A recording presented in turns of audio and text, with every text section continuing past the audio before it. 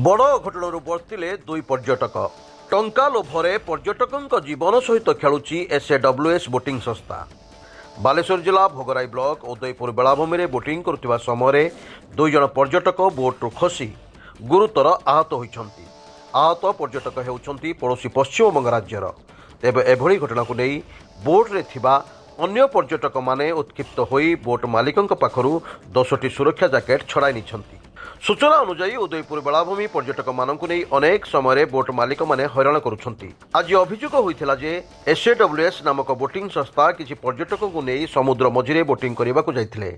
ମାତ୍ର ଚାଳକ ଜଣକ ବେପରୁଆ ଭାବେ ବୋଟିଂ କରିଲା ବେଳେ ମଝି ସମୁଦ୍ରରେ ଦୁଇ ଜଣ ପର୍ଯ୍ୟଟକ ତଳେ ଖସି ପଡ଼ି ବୋଟ୍ରେ ଫେନ୍ ଲାଗି ଗୋଡ଼ରେ ଗଭୀର ଆଘାତ ହୋଇଥିଲା।